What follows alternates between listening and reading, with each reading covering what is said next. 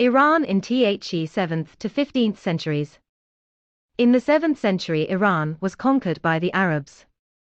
The conquest of Iran by the Arabs, as well as other countries, took place under the banner of a new religion that arose in Arabia in the 7th century, Islam. The founder of Islam was a representative of the feudal merchant Arab nobility Muhammad, who used Islam as a means of establishing his power and uniting the Arab tribes. Being a tool of the exploiting Arab elite, Islam demanded from the Muslim followers of Islam unquestioning obedience to God, His Messenger, and all those in power. The word Islam in literal translation means submission, and Muslim submissive, devoted. Islam was distinguished by extreme intolerance towards followers of other religions, and was used by the Arab elite in wars of conquest, which were fought with the aim of conquering and enslaving other peoples. These aggressive wars were waged by the Arabs under the banner of jihad, holy war, with the infidels, for the triumph of Islam. In the conquered countries, the Arab invaders forcibly, with fire and sword, imposed Islam on the conquered population. In 637, in the Battle of Qadisiyah, the Arabs, led by one of the associates of Muhammad Sa'd ibn Abi Waqqas, defeated the best Sasanian troops, and among the captured booty, the famous Iranian battle banner fell into the hands of the Arabs, a jeweled apron of the legendary Iranian hero Blacksmith Cave, who, according to legend, in ancient times raised this apron as a banner of rebellion against the evil king Zohak. In 642, in the Battle of Nehavend, the Arabs finally defeated the Sasanian troops. The last Sasanian king, Isdigerd III, fled to the east and in 651 was killed near Merv. Iran from that time became one of the provinces of the newly formed Arab feudal theocratic state, the Caliphate, which stretched from the Atlantic Ocean in the west to the Indus River and the borders of China in the east. The Arab conquest had a predatory character. The banner of jihad, the holy war for faith, was for the Arab elite only a screen behind which their predatory goals were hidden. The slogans of equal rights for Muslims and their liberation from taxes and slavery were demagogy. However, these demagogic slogans nevertheless helped the Arabs in their conquests, since the masses, subjected to cruel exploitation in the Sasanian state, perceived them as the restoration of the Mazdakite demands and the elimination of the Sasanian order. After the conquest of Iran by the Arabs, the process of feudalization of its socio-economic and political system continued. Already under the Sassanids, the development of feudal relations in Iran had gone quite far. But still, under the last Sassanids, Iran was an early feudal state, in which the remnants of the previous social system were still very strong.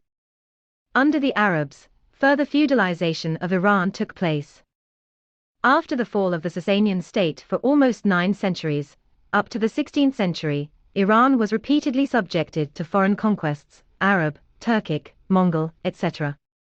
From 661 to 750, Iran was a province of the Umayyad, named after the ruling dynasty of caliphs, Caliphate, whose capital was Damascus. It was a difficult time for the people of Iran. The feudal exploitation, which intensified even more, was supplemented by robberies and violence by the Arab governors. During the reign of the Umayyad caliphs, Iran was one of the most oppressed provinces of the Caliphate. In response to this heavy oppression and exploitation against the Umayyads, uprisings repeatedly broke out, which by the middle of the 8th century turned into a liberation anti-Arab war under the leadership of Abu Muslim, which arose in Central Asia, and first covered the eastern regions of the Caliphate, and then spread to Iran, Iraq and Syria. In its social character, it was basically a peasant uprising. Peasants made up the bulk of its participants. As a result of this powerful uprising against the Arabs, the ideological banner of which was the demand that the descendants of the family of the Prophet Muhammad stand at the head of the Muslim state, the power of the Umayyad dynasty was destroyed. On the site of the old Umayyad Caliphate of Damascus, a new caliphate arose with its capital in Baghdad, the founder of which was Caliph Abul Abbas. This new state, which existed from 750 to 1055, was called the Abbasid Caliphate of Baghdad. Iran's position within the Abbasid Caliphate improved somewhat. Irrigation systems began to be restored and expanded, agriculture, handicraft production, and trade developed, and the country's productive forces grew. Persian feudal lords began to play an important role in the Baghdad Caliphate.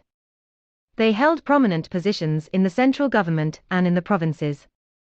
But the exploitation of the broad masses of the people, in particular the peasantry, did not decrease under the Abbasids, and their situation did not improve. Therefore, already from the first years of the rule of the Abbasids, peasant uprisings repeatedly broke out in their state. At the same time, the regions located along the coast of the Caspian Sea to the west and south of it, modern Azerbaijan, Gilan and Mazandaran, were the areas of the most frequent and stubborn uprisings in the Caliphate. The uprisings in these areas continued, starting from the last quarter of the 8th century, almost continuously, for about a century and a half. Subsequently, in these areas, the peasant anti-feudal movement also developed more intensively than in other regions of Iran. The main mass of participants in the uprisings of the late 8th centuries were enslaved peasants. Craftsmen and slaves also took part in the uprisings. In view of the predominance of state land ownership in the Caliphate, the uprisings were directed mainly against the Caliphate, i.e., against the state of the Abbasids, which, as an organization of the ruling class, was the main exploiter of the peasants. Therefore, the rebels very often acted under the green banner of Shi'ism against those dressed in black, i.e., adherents of the Abbasids. Black was the official color of the Abbasid Caliphate, but already at the end of the 8th century there were cases when the rebel peasants did not act under the green banner of Shi'ism. They had their own banner red and their own ideology. For the first time, the red banner as a symbol of the anti-feudal peasant uprising appeared during the uprising of 778 to 779 on the southern coast of the Caspian Sea. This uprising is known in history under the name Surk Alam, which means red banner in Russian. The red color then became the usual symbol of peasant uprisings, and Arab historians called the participants in these uprisings Muhammara, that is, dressed in red. The ideological reflection of the aspirations and demands of the rebellious peasants was the teachings of the Karamite sect, or Karamdins, as they call it in Iran. According to the Siyasat name, Treatise on Management Nizam el-Mulk, which details the teachings of the Karamites. The ideology of this sect was a modification of the ideology of the Mazdakites. 1. The Karamites rejected Islam and all its dogmas and rituals. They believed that in the world there is a struggle between two principles, good divine and evil devilish. The state, private and state ownership of land, taxes and the entire state apparatus were declared by them to be the creation of an evil spirit. The Karamites considered it unlawful to shed the blood of living beings, except in cases of resistance to violence and oppression, when, in their opinion, the shedding of blood is permissible. This provision sanctified the right of the oppressed masses to revolt against the oppressors. The main point of the Karamites' social program was the demand for communal ownership of land. Thus, the Karamites, like the Mazdakites, sought to return to the old social order, when the land was the common property of a free rural community. This was the meaning of their denial of land ownership, taxes, the state and the state apparatus in general. The main base of the Karamites was the mountainous regions of Ardabil and Talish in Azerbaijan. But the Karamite ideas were spread far beyond these regions and even beyond the borders of Iran. So, in the 70-80s of the 8th century, under slogans similar to those of the Karamites, a popular uprising took place in Central Asia under the leadership of a prophet who walked with a covered face, whom the Arabs therefore called Mukanna, i.e. covered. By 816, the Azerbaijani craftsman Baybek became the head of the Karamites, who led a powerful peasant uprising against the Caliphate. This uprising broke out in 816 in Azerbaijan, and then spread to western Iran, up to the city of Hamadan. The rebellious peasants, artisans and slaves were also initially joined by some, especially non-Arab feudal lords who were dissatisfied with Arab rule and the Caliphate, and sought to use the discontent of the broad masses to strengthen their positions in opposition to the central apparatus of the Abbasids. The rebels destroyed the administration of the Caliphate, killed its tax officials, abolished taxes, and transferred land to the possession of peasant communities. In this popular uprising, which also engulfed part of the territory of Iran, the Azerbaijanis played a leading role. It was a people's liberation war against foreign, Arab oppression. The armies sent by Caliph Mamun against the rebels were defeated by the Karamites led by Baybek. By 828, the Karamites occupied all of Azerbaijan and western Iran up to Hamadan. Baybek's rebellion turned into a formidable danger to the very existence of the Abbasid Caliphate. Not relying on troops recruited from the subjects of the Caliphate, Arabs and Persians, the Abbasids were forced to create a special mercenary army from the Central Asian Turks, African Berbers and slaves Gulams to fight the Karamites. But until the end of the 20s of the 9th century, the rebels won victories over the troops of the Caliphate. Only from the end of the 20s and the beginning of the 30s of the 9th century, a turning point was outlined in the struggle, and the Caliphate went on the offensive. The success of the Caliphate was facilitated by the betrayal of those feudal lords to Baybek, who first joined the rebels, and then opposed them, helping the Arabs.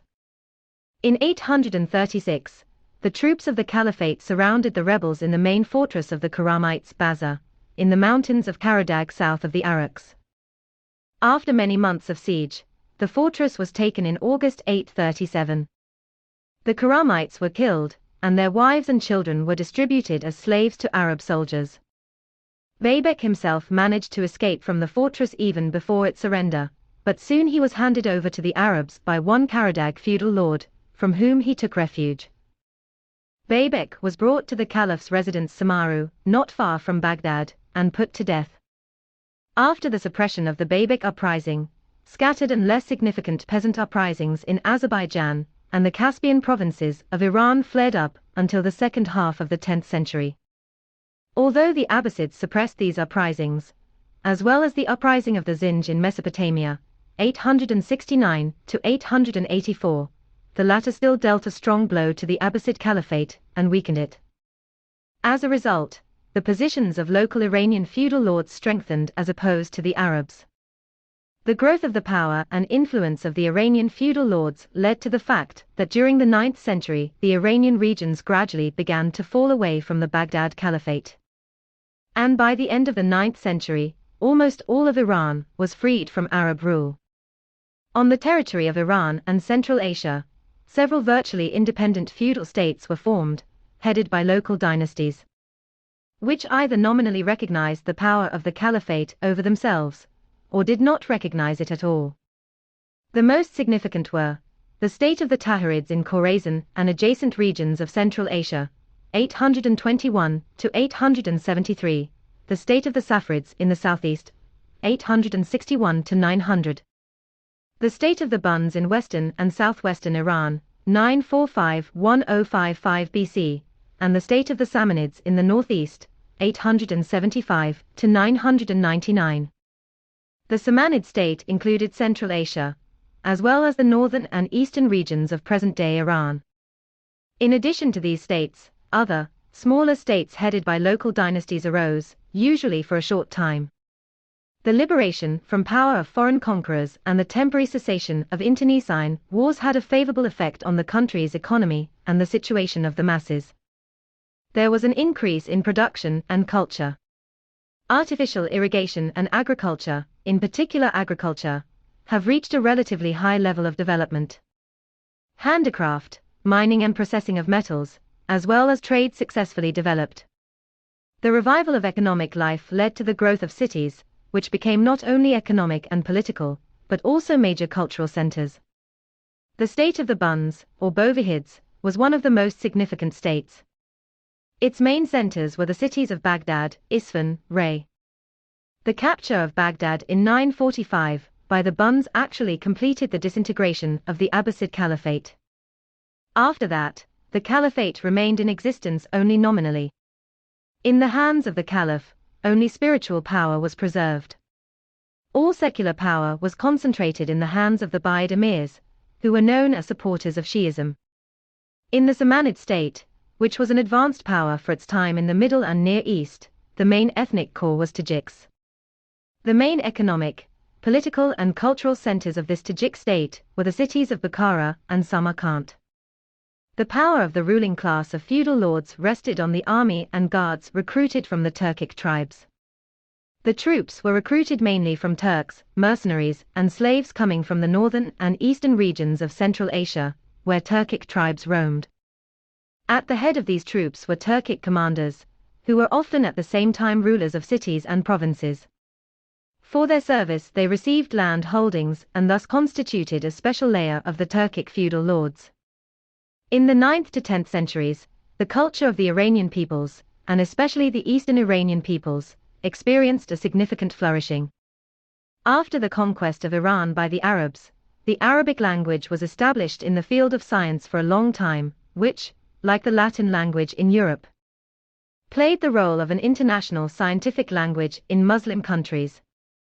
During this period, many branches of science in Iran achieved significant development. In particular, at that time, already reliable historiography appeared instead of the official epic, which the Sasanian state was content with. Have also made significant progress, astronomy, and other exact sciences. In all areas of the cultural life of the Caliphate, the Iranian peoples played a prominent role. Many famous medieval Eastern historians, Tabari, Balazuri, Yaqubi, philologists, for example, the famous Sabavehi, geographers, Al-Borki, Istakri, as well as poets, although they wrote in Arabic, were either Eastern or Western Iranians. One of the indicators of cultural flourishing can serve as a broad development of libraries. The libraries of the Buyid Emir and the Samanid rulers were collections of a huge number of books on various branches of science. Each more or less large mosque had its own library. In addition to libraries, feudal rulers and individuals founded the so-called houses of sciences, with premises and scholarships for students.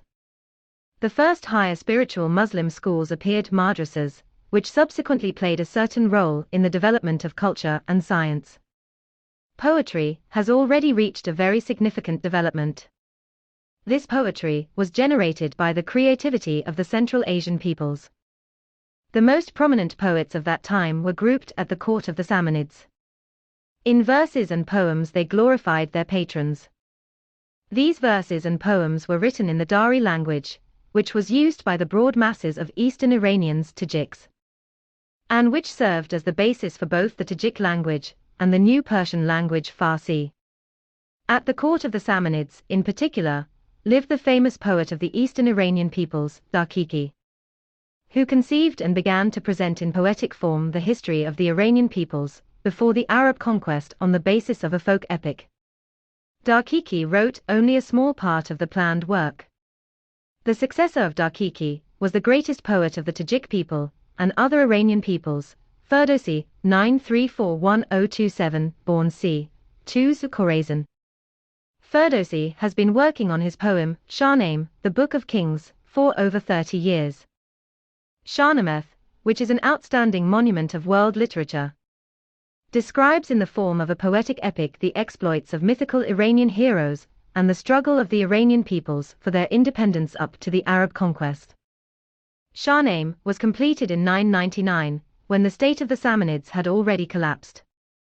Ferdowsi presented his poem to Mahmud Ghaznavid, who had seized power by that time, but the latter did not appreciate Ferdowsi's brilliant work. Brilliant representatives of the culture of Central Asia in the first half of the 11th century were Avicenna, Ibn Sina, and Biruni, who stood out among the scientists of the entire medieval East. The philosophical and medical writings of Avicenna were the pinnacle of medieval science in the Near and Middle East. The famous Canon, Code of Medical Knowledge, of Avicenna was very popular in the medieval Muslim East, and had a great influence on the medieval science of Europe.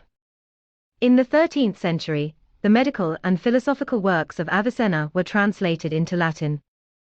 Biruni was one of the greatest medieval scientists of the East and the whole world.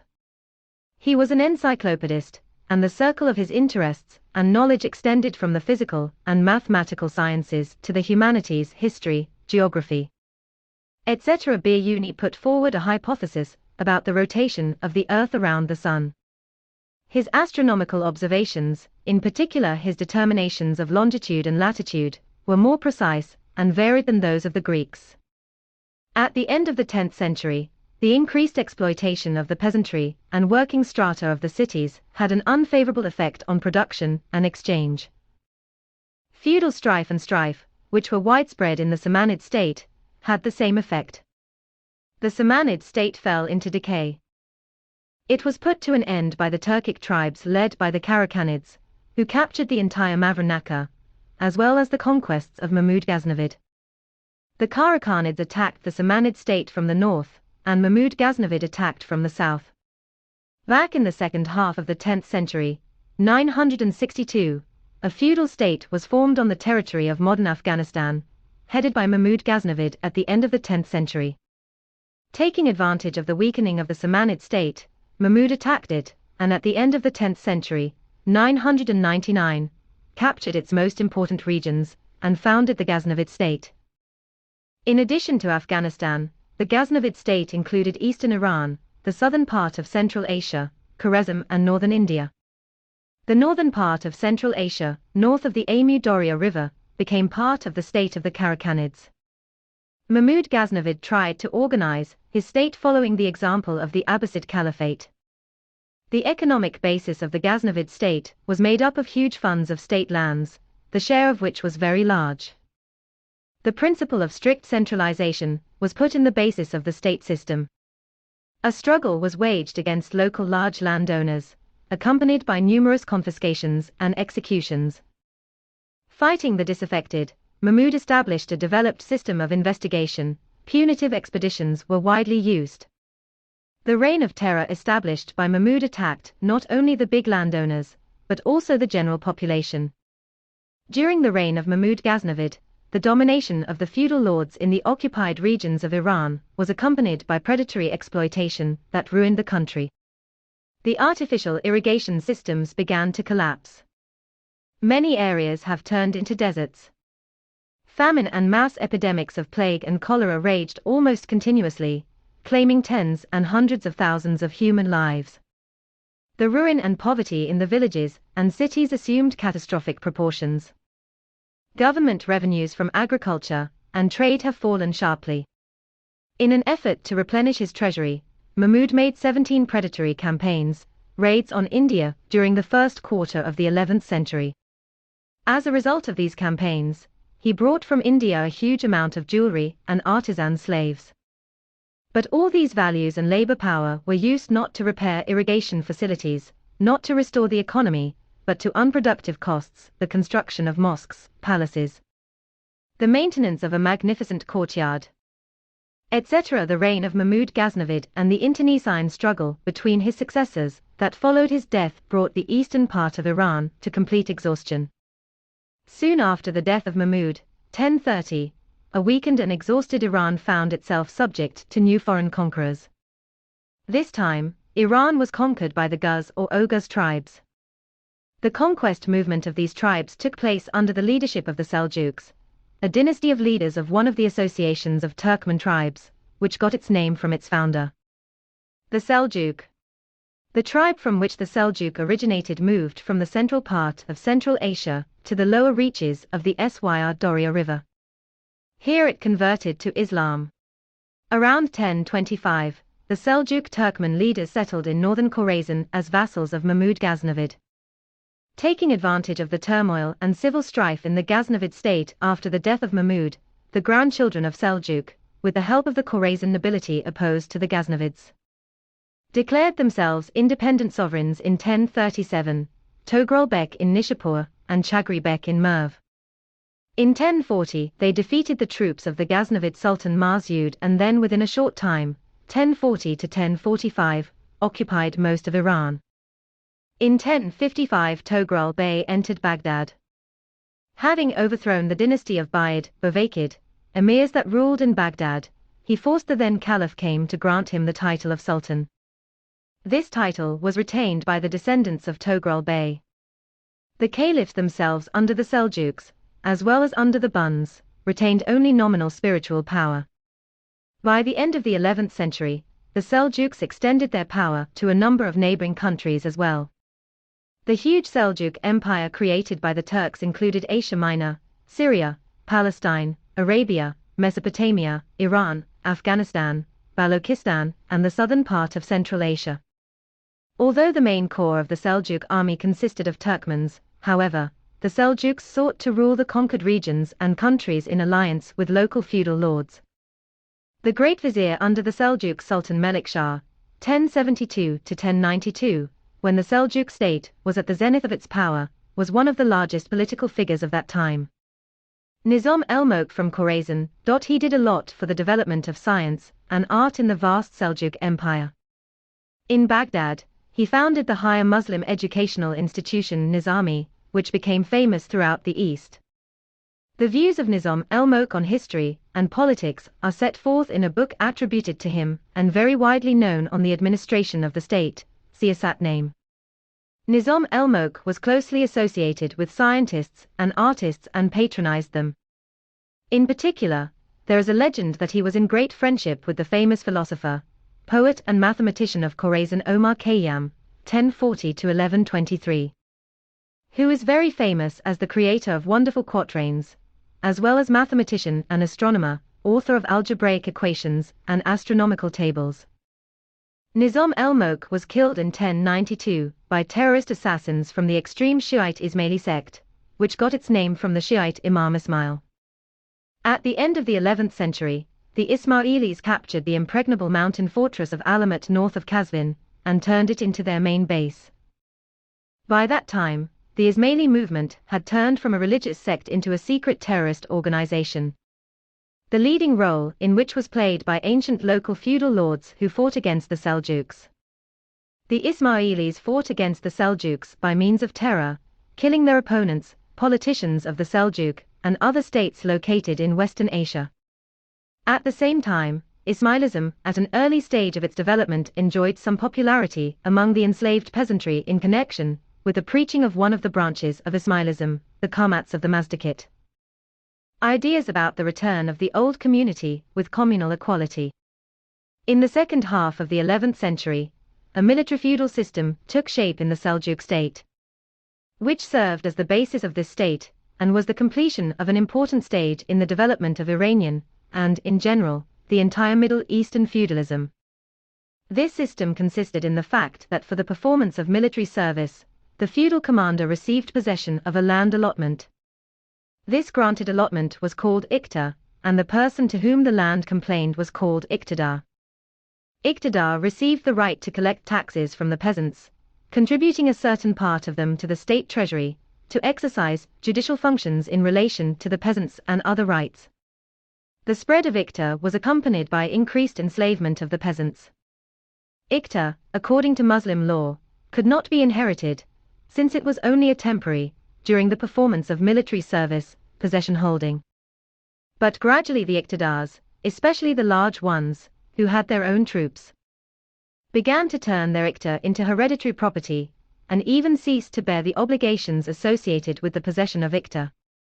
In this regard, separatist aspirations intensified in the Seljuk state, and in the end, by the beginning of the 12th century, the Seljuk state broke up into 12 large destinies, headed by specific rulers from the Seljukid family.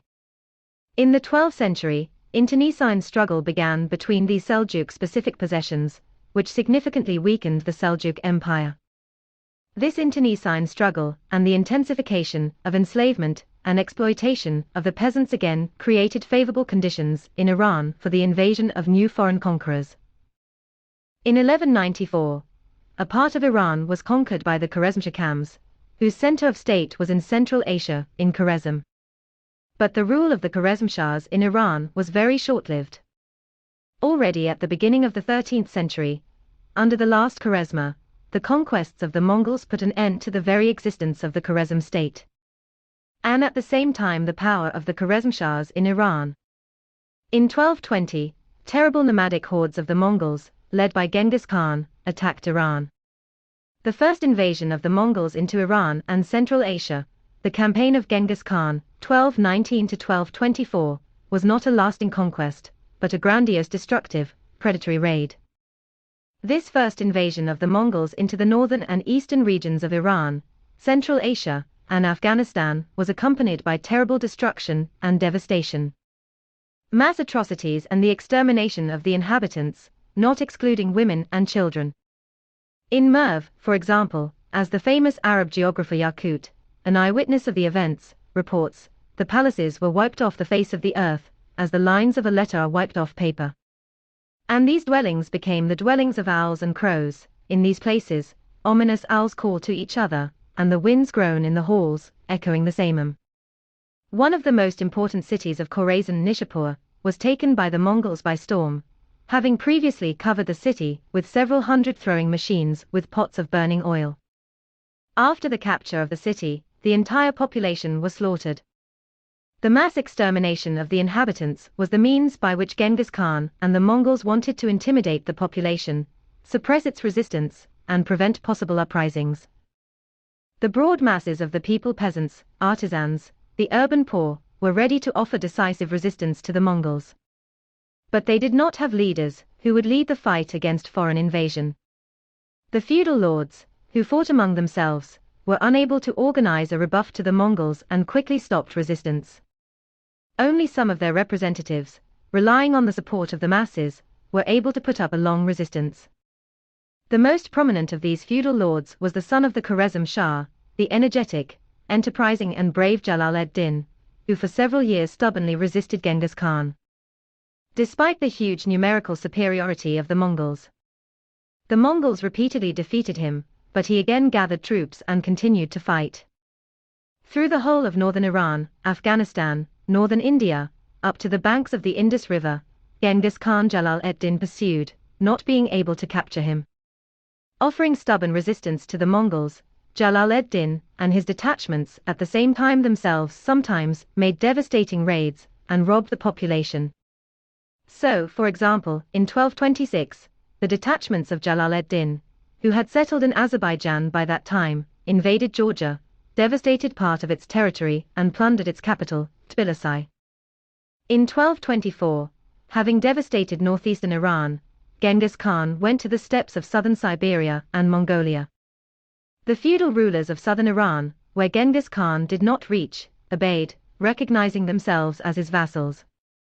Only in 1256, when the Mongols appeared in Iran, headed by the grandson of Genghis Khan, Hulagu Khan, was the subordination of all Iran to the Mongols completed. This time, the Mongols, remaining in Iran, founded a new Kulagid state, headed by the Kulagid dynasty, which ruled Iran from 1256 to the middle of the 14th century. The Kulagids received from the great Mongol Khan the title of Illinois Khans, Lords of the Peoples, therefore the Kulagid state was otherwise called the state of the Illinois Khans. In addition to Iran, the Hulagid state also included present-day Turkmenistan, Arab Iraq, Azerbaijan, Armenia and the vassal kingdom of Georgia.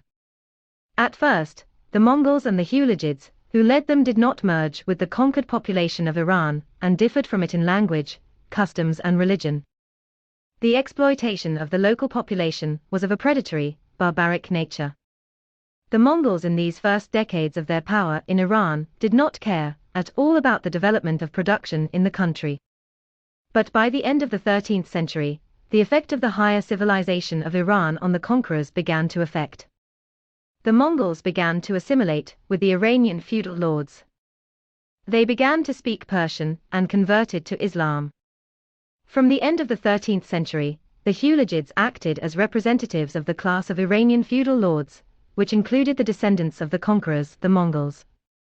The most famous of the Hulagids was Gazan Khan, who ruled Iran from 1295 to 1304. Gazan Khan, who accepted Islam with his army, carried out a number of reforms. These reforms were aimed at some limitation and regulation of predatory exploitation, which during the reign of Gazan's predecessors had reduced the population to poverty and ruin and threatened to reduce incomes in the future. Gazan Khan established fixed rates and the procedure for levying taxes and taxes, violating which, under pain of severe punishment, was strictly forbidden. Measures were taken to improve the road business, and a state post office was organized. Iran's trade with Byzantium, Genoa and Venice, especially the silk trade, received significant development. The reforms of Gazan Khan did not introduce significant changes in the social and production relations that existed in Iran before the Mongols.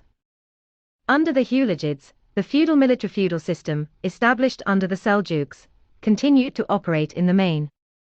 Under Gazan, Iqta was finally formalized as a hereditary fief. By the laws of Gazan, the peasants were attached to the land and were obliged, in addition to paying dues, to also perform corvée work in favor of the feudal lords, owners of the Iqt. The most detailed and valuable information about Gelarids Iran, in particular about the reforms of Gazan Khan, we find in the annals of Rashid z-Din, who served as the first vizier under Gazan Khan, and was subsequently, 1318, executed under his successors. The unification of Iran, during the period of the Mongol conquests and the establishment of ties with Byzantium, Genoa, Venice, as well as with China and other countries, contributed to cultural communication between these countries. The exact sciences, astronomy, mathematics, etc., have reached a high development in Iran. Persian astronomical writings were translated into Greek in Byzantium. Construction activities and architecture were also highly developed under the Mongols. Persian historiography flourished during this period. In the first place among the historians of this period should be put the above-mentioned well-known Rashid ed-Din, who left the most valuable historical monument, Jami-at-Tabari collection of chronicles.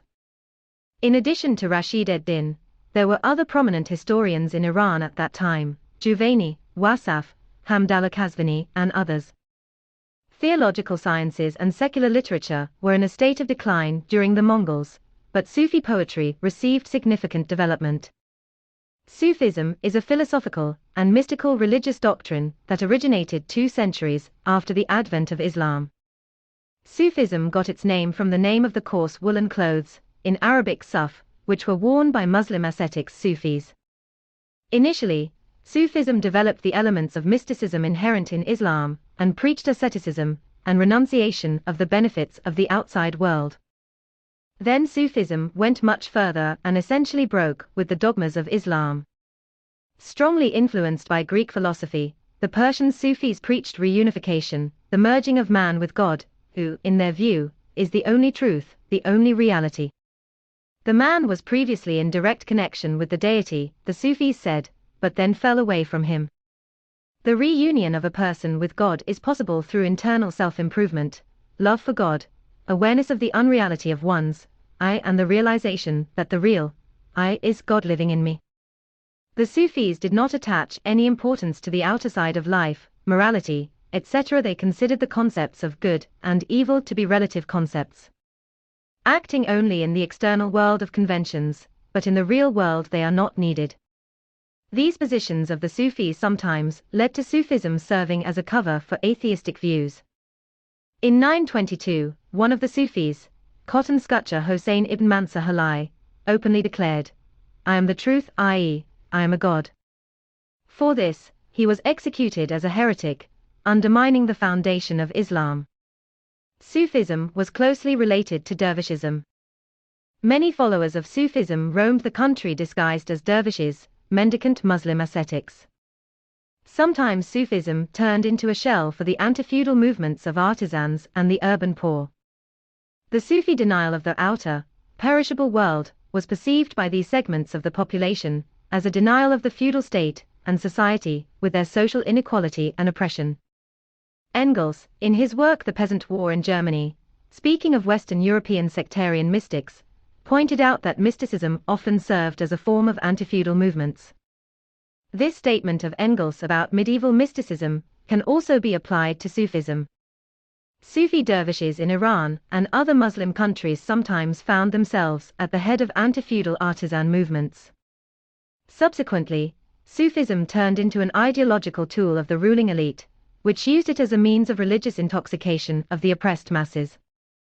Sufism was an ideological current so broad that, hiding under its form, it was possible to carry out various ideas.